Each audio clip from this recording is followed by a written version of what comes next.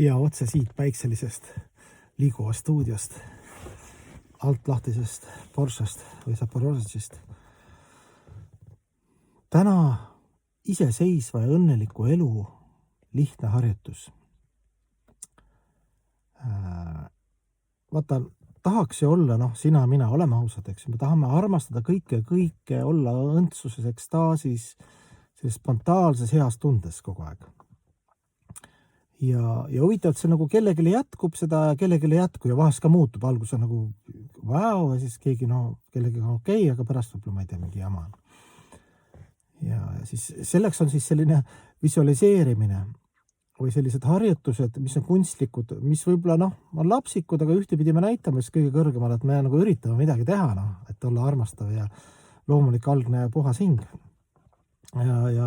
Ja küll ta annab arukust, öeldakse, et hinge kõrval on ülihing. Ülihing on see, kes on tegelikult meie arukus, kes annab meile selle nutti, et kuidas siis vastata ajale kohal tingimustele siis jääda armastusse ja käituda õieti, kuigi see paistab nagu selline lootusetu missioon siin materiaalses maailmas, eks ju. Keegi kasutab sind ära, keegi ikka ütleb halvasti, jumal hoolitseb, et sa uhkeks ei lähe, siis ikkagi kellegi jaoks oled ikkagi vastik ebameeldiv. Kui muidu ei ole siis vähemalt sinu hääl või sinu, ma ei tea, välimus, mingi osa sinu välimusest. Sellest nagu loodus hoolitseb, aga see on teine asi. Aga harjutus on siis selline, et ütleme, et ma armastan, mõtlen, mida ma armastan oma elus praegu. Nagu loomulikult.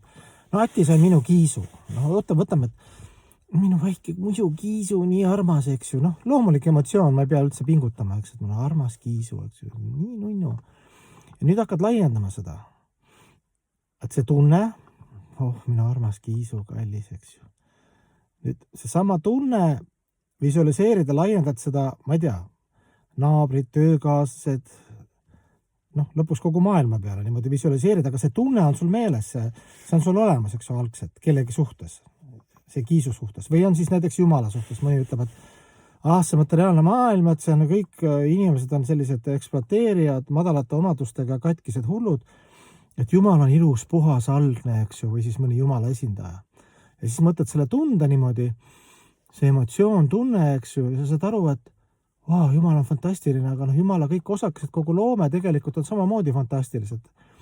Et samast armastusest läbitud, ei ole vahet mateeria, patune, mitte patune, vähemalt sisemiselt, eks ju, siis harjutad seda ja see tunne, et Jumal nii ilus, igavene, algne, puhas, selline hea armastuse tunne ja laiendad seda, visualiseerid nagu kõikide elusolendite peale, kes sul pähe tulevad või oma soovi järgi. Et selline lihtne armastuse harjutus.